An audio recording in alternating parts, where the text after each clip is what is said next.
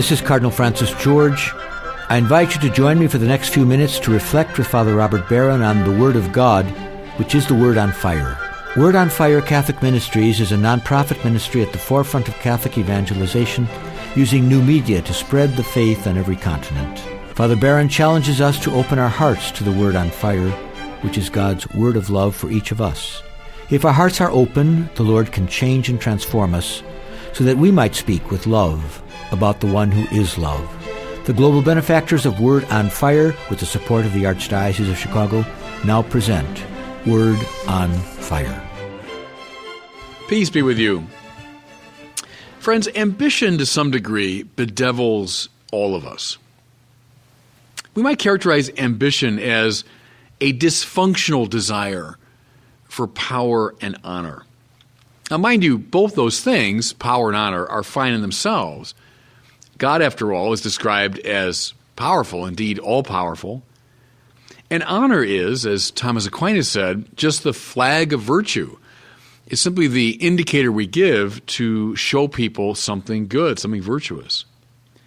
But when these two things, power and honor, are sought as means of aggrandizing the ego, then they become corrupt. That's ambition in the negative sense. Now, it's important, too, to distinguish ambition from magnanimity, great souledness, if I can put it that way. Magna anima means great soul in Latin. So magnanimitas, to have a great soul, that's not ambition. That's something wonderful. Thomas Aquinas, again, defines magnanimity as a desire to do great things, to accomplish great projects, and there's nothing in the world wrong with that. Make no small plans. I'm a Chicagoan. That's a good Chicago sort of adage, and I believe in that. Make no small plans. In fact, the virtue of magnanimity was rather fully exemplified by Thomas himself in the accomplishment of his stunningly long and complex theological project. I mean, no one would undertake the writing of the Summa Theologiae who didn't have magnanimity. So that's not ambition in the negative sense. The mark of ambition, again, is the focus on the ego. I want not to do great things, but to get others to see me doing great things. Not to accomplish some mighty end, that's good, but rather to become thereby an important figure in the eyes of the world. I'll go back to that scene from Man for All Seasons that I've commented on a number of times about Richard Rich, the young Cambridge graduate, young guy, 22 or 23, who's looking for a big job at the court of Henry VIII. Thomas More, who's the Lord Chancellor of England, an influential man, says, well, I've got a job for you. There's an opening in the local school. Richard Rich is so disappointed, a teacher. And Moore says, you might be a great teacher. And if I were, who would know it? Richard Rich fires back. See, and that's the giveaway. That's the sign of ambition in the negative sense. If I were, who would know it? He doesn't want to accomplish great things. He wants to be noticed for it. Now, our gospel for this weekend beautifully and laconically portrays two people in the grip of ambition, namely James and John. From a spiritual standpoint, their opening line to Jesus gives away the game. Listen, teacher, we want you to do for us whatever we ask of you. So here's a little spiritual advice. Whenever you find yourself in that sort of relationship to Jesus, you are necessarily in a bad way. In other words, the right attitude is precisely the opposite. The Lord asking us to do whatever He wants. When you find yourself saying, like James and John, Lord, do whatever I want, you are ipso facto in a bad spiritual space. But now things get only worse when they specify what they want. Listen, grant us to sit, one at your right hand and one at your left, in your glory. Notice, please, there's no interest whatsoever in the good that they might accomplish from those places of honor. The policies they might enact for the common welfare once they've come into power. No. What they want is glory. Grant us to sit, one at your right, one at your left, in your glory, so that we might bask in some of it. You know, I'm reminded here, I maybe shouldn't pick on the poor guy, but the unfortunate former governor of Illinois, Rod Blagojevich, who's now in prison for many years for corruption. But, you know, a number of his conversations and phone calls were taped, and people were remarking on, you know, his bad language and all this. But that's not what struck me. What struck me was one of his tapes when he was caught up in a frenzy of ambition. He wanted this Senate seat. He wanted perhaps an ambassadorial position. He wanted some job in Washington. But what he said was, here I am, stuck in this nothing, going nowhere job. And of course, at the time, he was the governor of Illinois. He was the governor of one of the largest, most important states in the Union.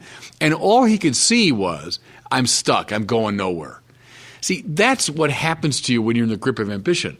Instead of saying, I'm the governor of Illinois. I have this extraordinarily powerful, influential position. The good that I could accomplish, it's almost limitless. If you had magnanimity to do great things and you had that office, there's almost no limit to what you could dream of and accomplish. But see, instead, he just saw it as a going nowhere, nothing job. That's a sign that you're caught in ambition. So, in response to their bold request, Jesus does not exactly rebuke them, but rather he reminds them what they are asking for. Are you able to drink the cup that I drink, or be baptized with the baptism that I am baptized with? What's he speaking of? But his passion. That's the baptism that he'll be baptized with. That's the cup he has to drink, is his passion. And see, this is the point on which the whole gospel hinges. That's the moment of his glory. When the Son of Man is lifted up, John says, meaning on the cross, he will draw all people to himself. That's the moment when the Son of Man is glorified. Notice how in Mark's gospel, when Jesus refuses, when people, call out to him as the Messiah, they name him as Messiah, he doesn't allow it. Only when he is silent in death on the cross does he allow the centurion to say, truly this man was the Son of God, because his glory is identical to his passion. Now why? And again, everything hinges on this. Because divine glory is not the same as human glory, especially under the conditions of sin. Divine glory always has to do with love, with the splendor of self-sacrifice. That's the splendor, the beauty, the glory of God is one of self-sacrificing love, which is exactly what Isaiah is speaking of in our second reading. This, frankly, weird prophecy about the Messiah who would be a suffering servant. This is not in the Israelite imagination. The Mashiach, the anointed one, the new David, would be a conquering hero. Yes, indeed. But here's Isaiah saying he'll be a suffering servant. The first Christians got it, though, didn't they? They got it when they saw Jesus as the Mashiach, whose glory was revealed precisely in an act of suffering and self-forgetting love. That's divine glory. You all know, I'm sure, that unforgettable story of St. Maximilian Kolbe. Franciscan friar, ends up as a prisoner in Auschwitz. From the time he was a very young man, he had a high ambition to serve God heroically. And his life took on that heroic splendor at the very end.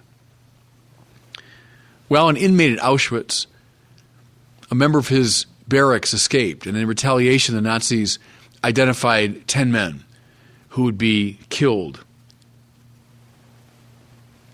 When one of those men, who was married, had children, broke down in tears because of his family, Kolbe stepped forward and said very simply, I am a Catholic priest.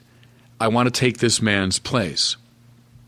The Nazi guards were only too happy to see a priest put to death, and so they put him in the starvation chamber, and there he died a few days later. That simple act would have been noticed by a handful of his pathetic fellow prisoners. But it was the fulfillment of his ambition to be with Christ in his glory. You see, the difference between Maximilian Kolbe and James and John in this story is Kolbe knew what he was asking for. When he said, Lord, let me be with you in your glory, he knew what it meant. These young disciples didn't know at the time. You know, something very similar in the writings of one of my great heroes, Thérèse of Lisieux, the Little Flower. From the time she was a very young child, she too, like Kolbe, wanted to do something heroic for Christ. It led her to enter Carmel, the monastery, when she was only 15. It also led her, just before her death, to a life-transforming realization. She wanted to do all the heroic things that martyrs and doctors and missionaries had done, but she knew in the confines of her little cloistered monastery she could never accomplish any of it. But then she realized, in this great moment of illumination, that the soul of all those accomplishments was the same, namely love. Love, as Paul taught, was the greatest of the spiritual gifts. Love was what animated the missionary and the martyr and the doctor and the theologian. And therefore she discovered that her ambition would be fully realized if, quote, she could become love in the heart of the church. This was the heart of her little way. Listen now, not doing great things, but doing little things with great love. Now that's something you can be ambitious for. It's purged of all the negativity, all the egotism, all the self-involvement. Don't worry about doing great things. Do little things with great love. If I can press the Thomas Aquinas point, be magnanimous even in regard to the little things because you're doing them with great love. See, I think, friends, once you get that principle, your whole life will change. Your whole life will change. Now, be as ambitious as you want, as long as it's an ambition for self-forgetting love. I'll end with this. How typical of the ironical sense of the gospel writers that James and John should ask to be at the right and left hand of Jesus when he comes into his glory. They're thinking about thrones, aren't they? They're thinking about places of prominence in the public arena. But there were two people at the right and left of Jesus when he indeed came into his glory, because his glory was the divine glory. It happened on the cross, and the two crucified thieves with him. Were James and John willing to assume those positions of crucified, self-forgetting love when their master came into his glory? Good question for all of us to mull over as we seek the honor and glory of God. And God bless you. I hope you were moved today by the Word on Fire. I pray that together we might become a people on fire with love for God and neighbor here in Chicago and wherever these words are heard. Until we join Father Barron again next week, I'm Cardinal Francis George, and I pray that God will bless you and those you love. 4 years in the making, and it's finally here. Our new Catholicism documentary series, book, and study program are now available to order online at CatholicismSeries.com. Will you help me introduce this epic film series to your parish, school, family, and friends? Catholicism is an unprecedented adventure around the world and deep into the faith. Learn more at CatholicismSeries.com or call 1-866-928-1237. That's 1-866-928-1237.